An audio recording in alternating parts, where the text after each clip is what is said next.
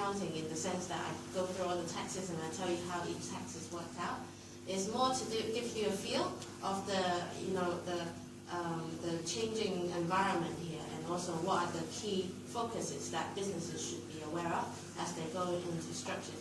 Because a lot of this stuff I'm going to talk about today will be things that are involved with getting your money out of China, in and out of China.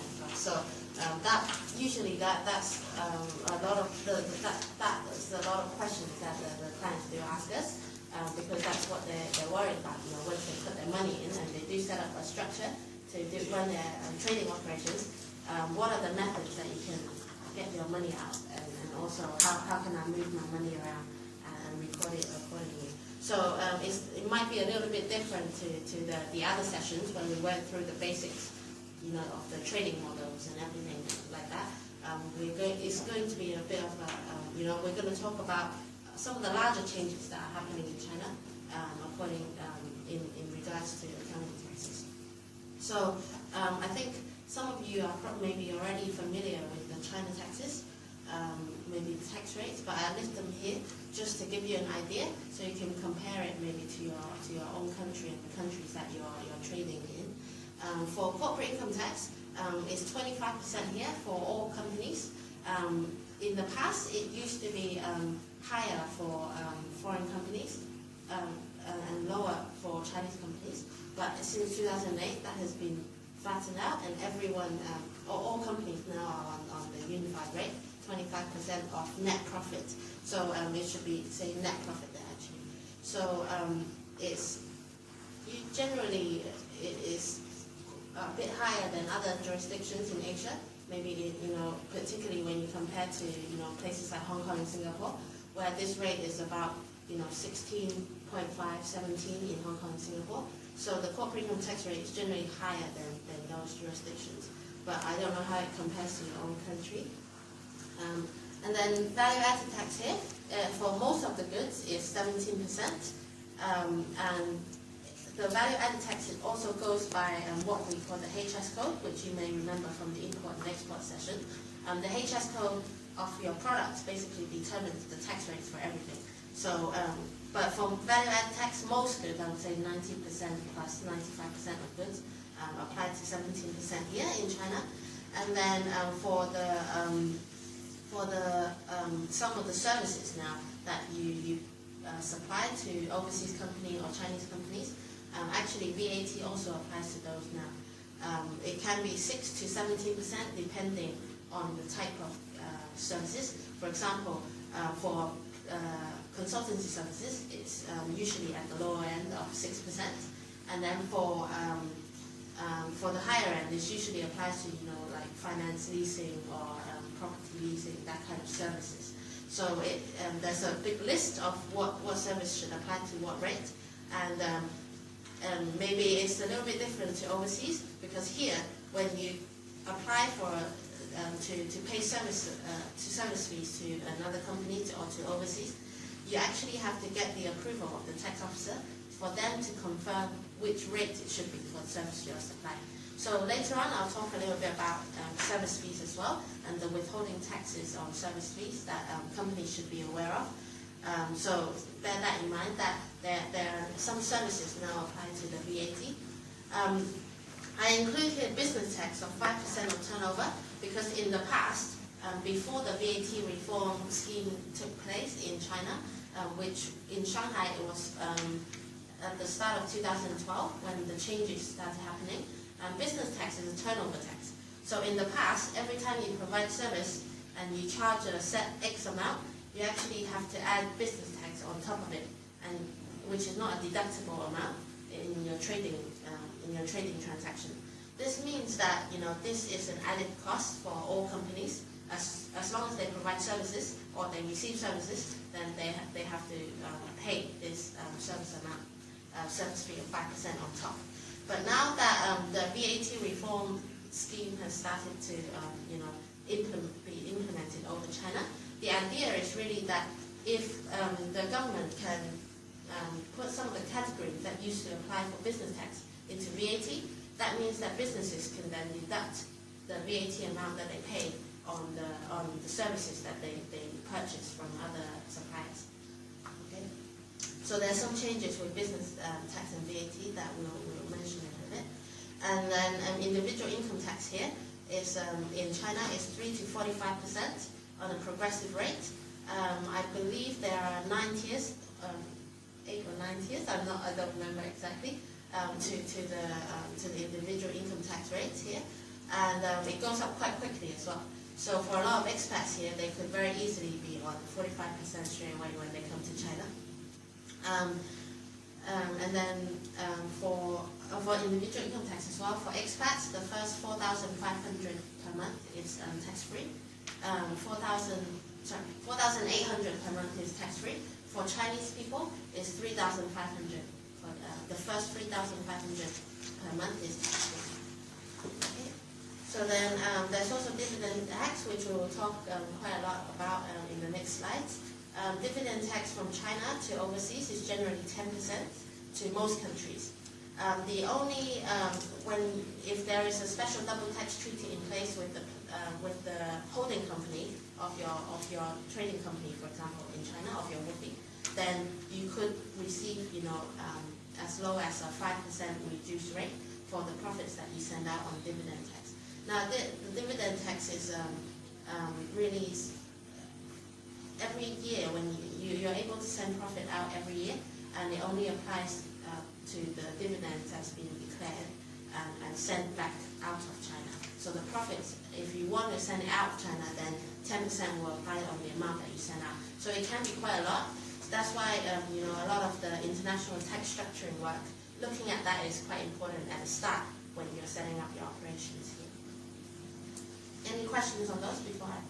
Yeah, on the VAT, if a Chinese company is buying, let's say, a machine from a manufacturer for export, okay, do the trading company must pay the VAT when they purchase the machine, and the trading company asks the government to refund the VAT, or there is a way not to pay the VAT at the beginning? Most of the time, for most machines or most products, you actually have to pay it first at the time of purchase, because because it's a system of each company basically reports their own deductions and their own sales. So you have to, as a buyer in China, you have a Chinese company, and you purchase it from another Chinese supplier, you actually have to pay the VAT first. And the system is that when you export it, you according to your custom documentation, you have to prove that you've exported it and that you've also received money from the overseas customer in order to get your rebate. So it's almost like a system to prove that you have genuinely exported the product before you can claim the rebate. So that's... You have to show the export documents and receive the payment. Yes, that's right, before you can get the money back. Yeah. So that's really a way of the Chinese government monitoring, whether you're making genuine sales to overseas for you to be eligible to claim the rebate. So you have to pay it first to your supplier. But what the government does allow you to do is when you export it, you do not have to add VAT 17%, or like most countries. So in that sense, they've exempted at that point that you do not add 17% on your sales to overseas. Does that make sense? Yeah. But you can get back the part of the amount that you paid when you paid it to the supplier. Okay. But it's not usually the whole 17%. I think we talked a bit about this last time as well. Like the rebate rate usually is up to 13-15% depending on the product. You can't usually get like the whole 17% back. So then the difference basically goes into your costs for your Chinese company. Does that make sense? So I'll just talk you through that. So the first topic I'm going to highlight here is really the dividend withholding tax, which we just talked about. Usually in a normal situation, if you say have an Ecuadorian company directly holding a Chinese subsidiary, the dividend withholding tax to Ecuador is 10%.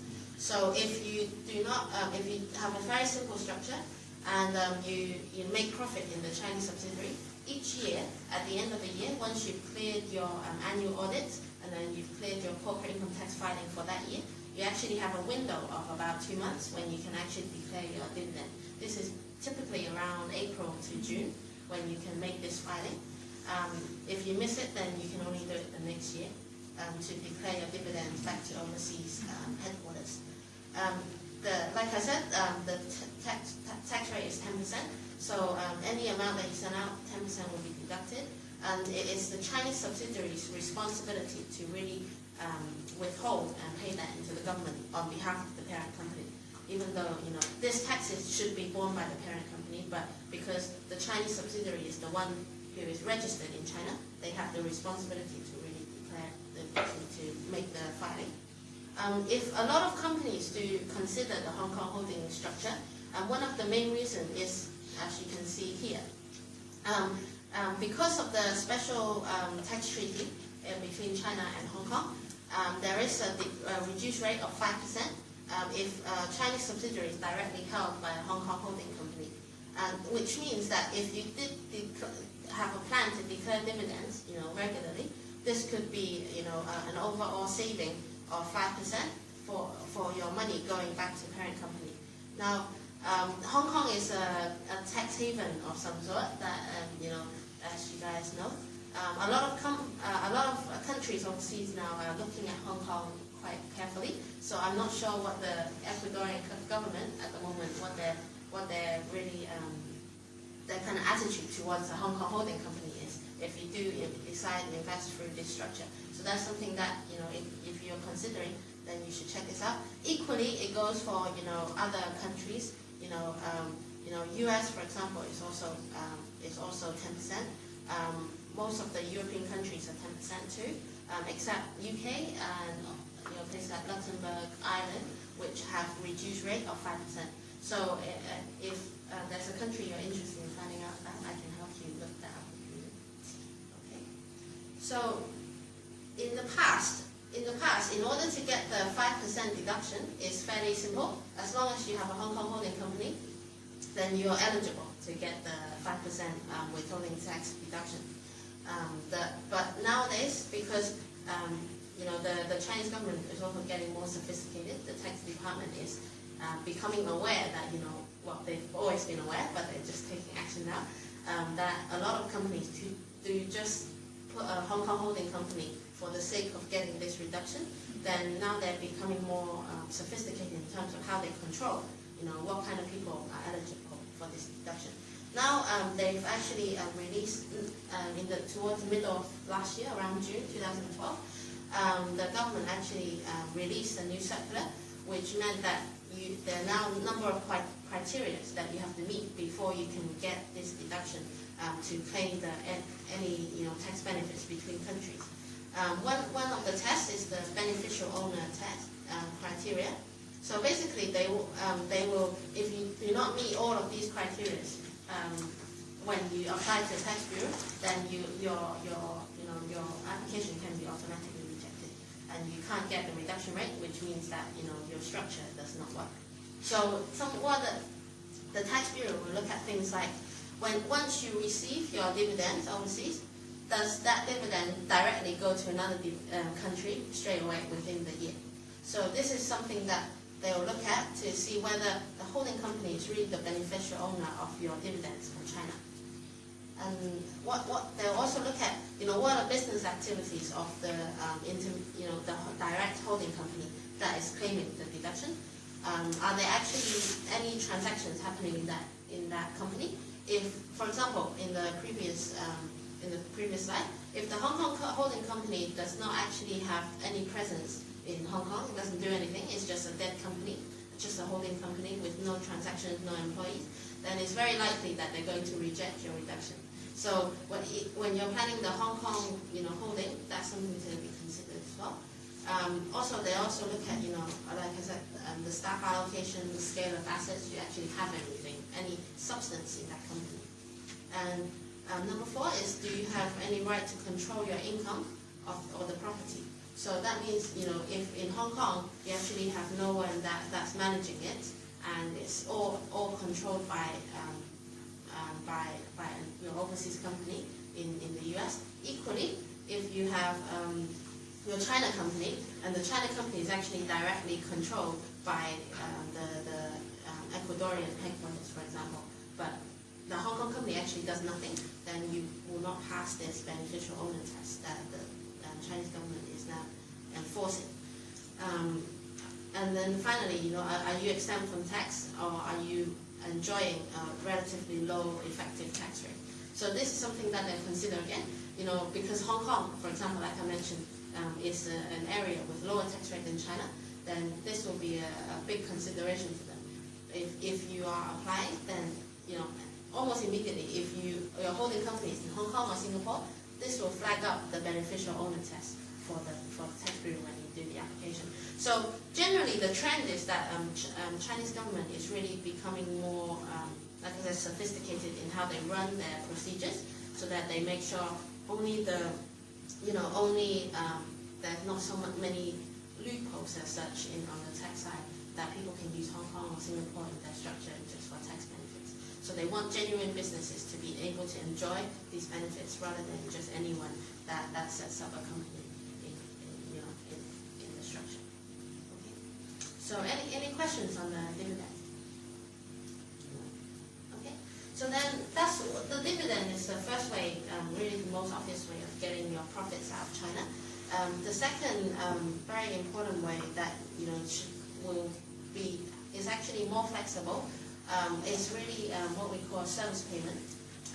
So usually for Chinese companies who are set up as subsidiaries of overseas companies, they're actually deemed as separate companies. So therefore, any company payments between the headquarters and your subsidiary will still be considered as normal service payment. So there's no concept like the rep office, like the representative office of, you are funded by the headquarters. There's no concept of that, because as we discussed before in previous sessions, the registered capital is really, the registered capital of the Chinese subsidiary is really what you use to fund your company.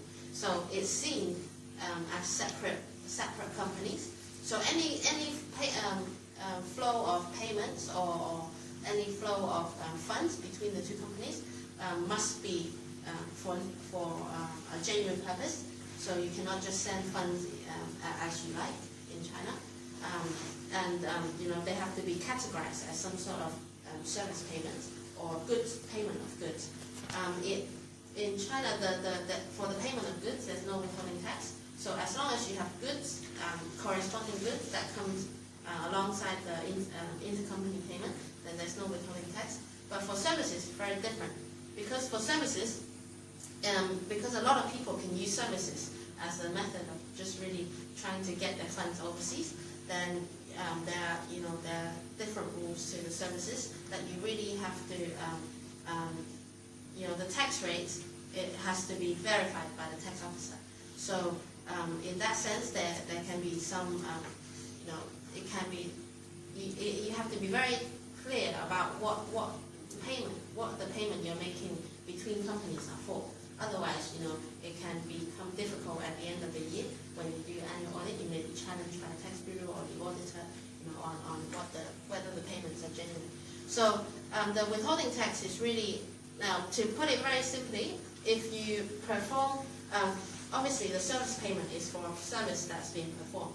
So if we talk about payment going out first, so for Chinese subsidiaries where headquarters performing a service, maybe a management service for the subsidiary, you will want to make a service payment back to the headquarters, maybe in management fees, or maybe you're using the brand of the overseas and you pay royalty to the overseas company. So for payments going out, for service payments, it's a little bit complicated, but if it is deemed that by the tax officer that the headquarters performing services and the service performed is within China, then basically they will deem that you have to pay corporate income tax on those services. And if it's deemed that the headquarters is providing service, but all service is provided overseas, then you don't have to pay corporate income tax. But in both cases, you do have to pay what is called, the business tax or the VAT that I mentioned earlier. So your minimum withholding tax that would apply if you're trying to send money out by service fee is really around 5% to 6%. That's the minimum. But if the tax officer decides that, okay, in your contract, you say that headquarters is providing service, but you need to have someone on the ground in China to do it, then automatically they'll say, then you're performing the service in China, which means that corporate income tax will apply on top. The corporate income tax could be up to 10%, 12%. So it depends according to the tax officer's judgment, but generally speaking, it could be 10%. I think from my experience, most cases it would be around the 10% mark for services. So that means that every time you use the service payment method, you could be deducting 15-16% from your service payment, which is a significant amount. So that's something that needs to be considered. For money coming in, if the Chinese subsidiary is performing service for the overseas company, any payments coming in would only be subject to the VAT or BT of 5% or 6% that I mentioned for services, because the services definitely for Chinese companies, every time you charge for service, you have to add that on top anyway. The money coming in from headquarters, for example, as payment, would just go into the revenue, the normal revenue of the Chinese subsidiary. So it's not a separate, it's not separated. They're separate structures, and the service payments need to be very clearly identified. So basically, the reason, the way they really monitor or implement the withholding tax payment is that right now for the remittance, every time if in one transaction the remittance is more than 50,000 USD, then they will require you to pay the withholding tax upfront before the money can be paid out by the bank. So how it's physically controlled is that when you go and file for when you go to the bank and you say I want to send out 100,000 USD in this one remittance, then the bank will be asked by the foreign exchange body here, which monitors it. We call this the State Administration of Foreign Exchange. So SAFE, you may have heard, SAFE. Basically, SAFE is the government that regulates all payments coming in and out in foreign exchange. So as long as the payment you're making is over 50,000 USD, then the bank has to ask SAFE for approval before they can actually action and send the money overseas. So at that time, SAFE will ask the payer, so the company, will ask the company to provide a tax receipt to show that you've already paid the withholding tax. Otherwise, the money cannot go out to whoever you're trying to pay the service to. So there's some timing that needs to be taken care of if you're making this kind of payment. The reason why this page says, has China simplified foreign exchange rules, is because previously, before 1st of September, this threshold is actually a lot lower at 30,000 USD. So since this year, you can see that the threshold has increased. So it's really a sign that the Chinese government is trying to relax a little bit the controls, although they're making it simpler, but still, in my opinion, the control is probably never going to go away. It's not going to be a free, payment of service payment at whenever you want. But there will still be control. But there are signs that that is slowly relaxing, or they're making it easier at least. For example, the tax payment certificate, which was needed, actually now you won't need that, but you do need to fill out another form. So have they simplified or relaxed the rules? They've changed some stuff, but I don't know whether it is, for the normal businesses operationally, it is pretty much still the same from our point of view. I have one question there. Yeah.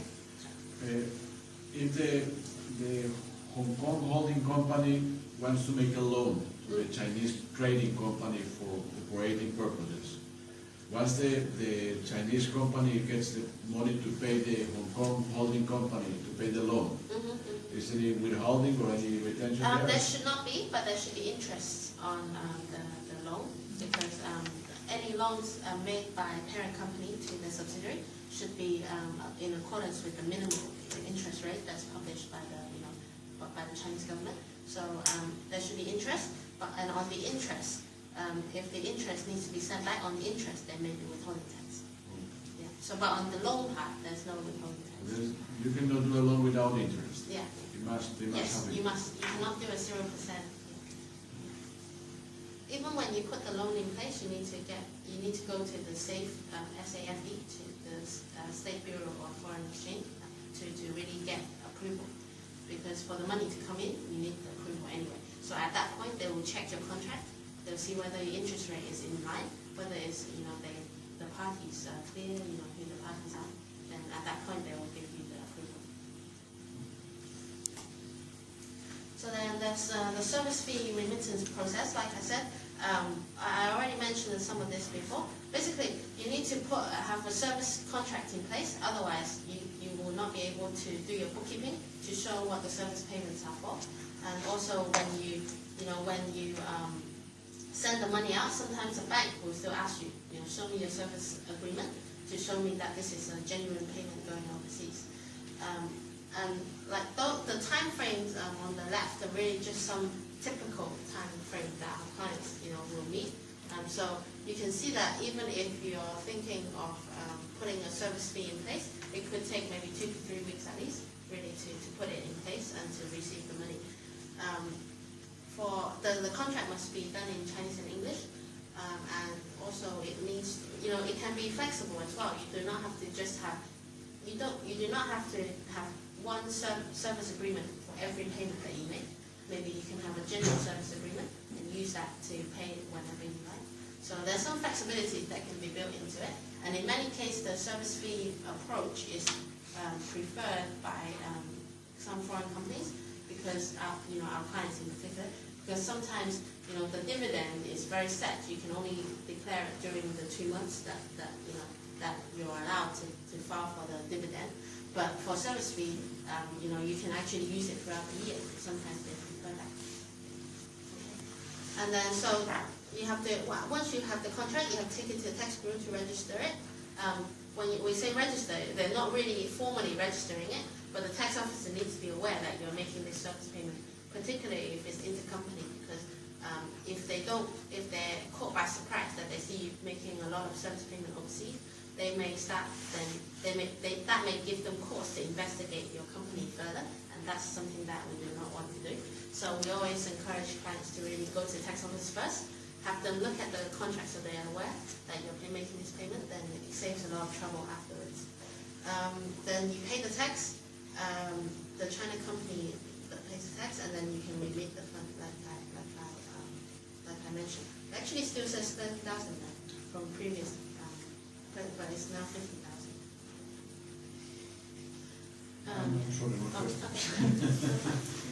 The service agreements must be done with the Hong Kong holding company, or it can be with any company. Okay, so with the Ecuadorian company, yes, or the American company can do a service contract. Yeah, that's right. Yeah, that's actually one point why the service agreement is a lot more flexible as well. Because dividend can only go to your direct holding company. Really. So if you have Hong Kong holding company, it can only go to your Hong Kong holding company. It cannot go to any other jurisdiction. Right? So that gives a lot of, if you have multiple subsidiaries. Let's say the USA headquarters want to be a management agreement. Let's say whatever amount is. You can, but it has to be within reasonable explanation, because if you have the Hong Kong company in the middle already, then you kind of have to get it involved. Otherwise, it will not be the beneficial owner of the Chinese subsidiary. So you can. It is possible for U.S. headquarters. We're talking about U.S., Hong Kong, and then China. Right? So for the U.S. headquarters to really charge through some service fee, a management fee, maybe some U.S. individuals will come over to visit and provide some management services. You can do it, but it's harder to. Sometimes the tax bureau can say you're sending so much, management fees overseas, but I see on paper that they're not the shadow of what's going on here. So it needs to be managed. You can do it, but it needs to be managed which subsidiary you use for which services. So this is also related. The service fee actually is also related to seconding of employees. There's been some changes in this area as well in recently, and that's why we're highlighting it here. Basically, as you guys are aware, it's not that easy for foreigners to obtain a visa here and to work here. So a lot of the foreign companies actually prefer, well, for various reasons really, they want to keep the pension or social insurance overseas going, or they want to keep, they want to just keep it on the payroll in the overseas company.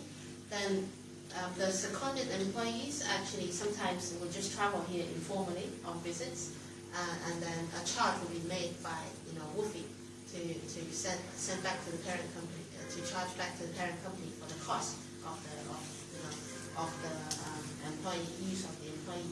So the change in regulations, which happened earlier this year, 1st of June 2013, is really more clarifications as to what is deemed as permanent establishment in China. So for those who are not familiar, permanent establishment is basically a tax term, which means that you have a foreign company who is operating in China without a company. So as you know that only the foreign companies are not supposed to operate in China, without a legal entity here. Even if you have a subsidiary, but your the employee that's working here belongs to the U.S. company, to some degree that can be deemed as a permanent establishment in China, because, like I said before, the subsidiary and the overseas company are separate entities in the Chinese tax law's eyes. And that's why if you do have someone in a situation of secondment situation, where the parent company sends someone over to work on an extended period, over 6 months, and so forth, in China there's still a tax risk for the overseas company, because that overseas company may be liable to further corporate income tax here in China. That's the tax law. Obviously, in practice, how they're going to find out, that's going to be something that's very difficult for them to discover, someone who's here on a business visa or visiting visa, whether they are working here, whether they're just visiting. So practically, the risk can be managed, as long as, for example, if you send someone over, that you make sure that that person does not stay in one place for extended period of time. Like you generally, by the tax laws, if the, for example, tax treaties, for example, will state that permanent establishment is when a person, actually I think I have it here, yeah. So when there is physical place of business, when this establishment can include factory, farms, construction sites, and all of this stuff, or they appoint an agent in China on a long-term basis, or they have an employee living in China for more than 6 months, 183 days. So usually the time frame that you need to consider is 6 months, or around 6 months. Some, if you do have a project in China for over 6 months, but there's no registration for that it's not performed by a Chinese company, but performed by an overseas by the overseas company directly, then you can be deemed as having a permanent establishment, and the Chinese government could say, then you're a foreign company operating in my country. I'm liable. I have